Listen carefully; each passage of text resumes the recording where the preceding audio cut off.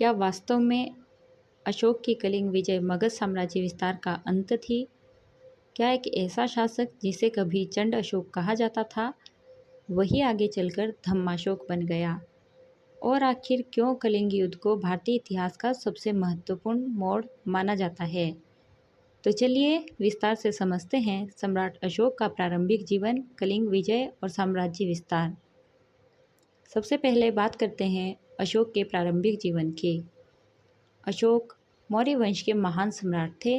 उनका शासनकाल लगभग 273 ईसा पूर्व से 236 ईसा पूर्व तक माना जाता है। अशोक के पिता थे बिंदुसार, जबकि उनकी माता का नाम सुभद्रांगी बताया जाता है, जिसका उल्लेख दिव्यावदान में मिलता है। वहीं महाबोधि वंश में उनकी माता का नाम धम्मा मिलता है। अशोक के प्रधानमंत्री राधागुप्त थे, जिन्होंने उन्हें सत्ता तक पहुंचाने में महत्वपूर्ण भूमिका निभाई। अशोक के भाइयों में सुसीम तथा विगतशोक या तिष्य का उल्लेख मिलता है। अब यदि अशोक के पारिवारिक जीवन की बात करें तो उनकी प्रमुख पत्नी महादेवी थी, जिनसे पुत्र महेंद्र और पुत्री संघमित्रा का जन्म हुआ। और आगे चलकर महेंद्र और संघमित्रा ने बौद्ध धर्म के प्रचार प्रसार में महत्वपूर्ण योगदान दिया। इसके अतिरिक्त असंधिमित्रा, तिष्य रक्षिता, कारुवाकी तथा पद्मावती का भी उल्लेख मिलता है। कारुवाकी के पुत्र का नाम तीवर था, जबकि पद्मावती के पुत्र का नाम कुणाल था। राजतरंगिनी में अशोक के पुत्र जालोक का उल्लेख मिलता है। वहीं रुमिनदेही अभिलेख में उनकी पुत्री चारुमती का वर्णन मिलता है। अब बात करते हैं अशोक के अन्य नामों की। विभिन्न अभिलेखों और ग्रंथों में अशोक को अलग अलग नामों से संबोधित किया गया है। भाब्रू अर्थात विराट अभिलेख में उन्हें मगधाधिराज तथा प्रियदर्शी कहा गया। कंधार और दीपवंश में प्रियदर्शी नाम मिलता है। पनगुड़िया अभिलेख में उन्हें महाराजा कुमार, 12वें और 13वें शिलालेख में देवानाम प्रिय नाम मिलता है। रुम्मिन देवी, निगलेवा तथा गिरनार अभिलेखों में देवानाम प्रियदर्शी नाम मिलता है। विष्णु पुराण में उन्हें अशोकवर्धन कहा गया है, जबकि मास्की, गुर्जरा, नेतुर और उडेगोलन अभिलेखों में स्पष्ट रूप से अशोक नाम मिलता है। मास्की अभिलेख में बुद्ध शाक्य नाम का भी उल्लेख मिलता है। कनगनहल्ली लेख में रान्यो अशोक नाम मिलता है और कलिंग विजय के बाद उन्हें चंड अशोक से धम्माशोक कहा जाने लगा।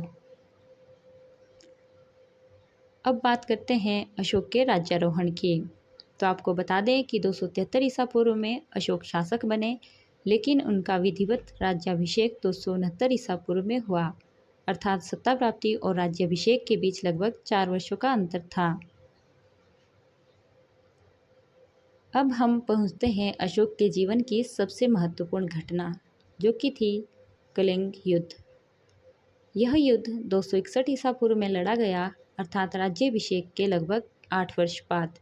इस युद्ध का उल्लेख अशोक के 13वें शिलालेख में मिलता है और कलिंग का शासक नंदराज था।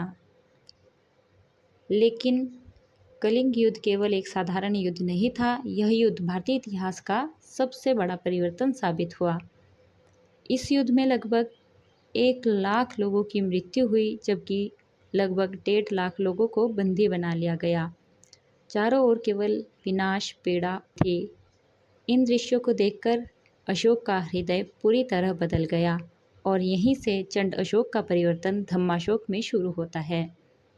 कलिंग विजय के बाद अशोक ने दिग्विजय अर्थात सैन्य विजय की नीति को त्याग दिया और धम्म विजय की नीति अपनाई।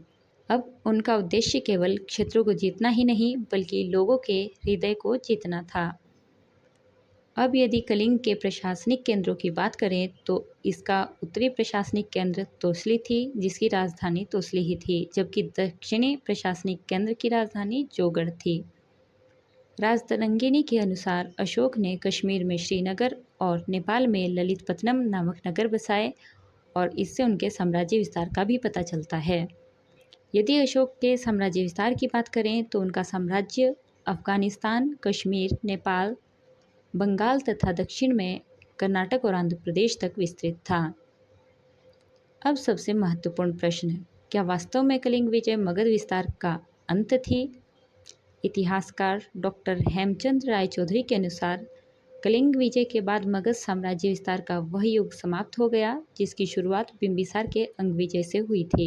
अर्थात कलिंग युद्ध के बाद अशोक ने सैन्य विस्तार की नीति लगभग समाप्त कर दी थी। तो इसलिए कह सकते हैं कि कलिंग विजय मगध विस्तार का अंत थी। अब बात करते हैं अशोक के उत्तराधिकारी की। तो पद्मावती के पुत्र कुणाल को अशोक का उत्तराधिकारी माना जाता है, लेकिन समय के साथ मौर्य साम्राज्य कमजोर होता गया और मौर्य वंश का अंतिम शासक बृहदत्त था। उसके सेनापति पुष्यमित्र शुंग ने उसकी हत्या करके मगध पर शुंग वंश की स्थापना की और इसी के साथ मौर्य वंश का अंत हो गया। आज की इस वीडियो में हमने समझा कि किस प्रकार कलिंग युद्ध ने न केवल अशोक के जीवन को बदला बल्कि मगध साम्राज्य की विस्तारवादी नीति को भी समाप्त कर दिया। आई होप आपको ये वीडियो पसंद आया हो।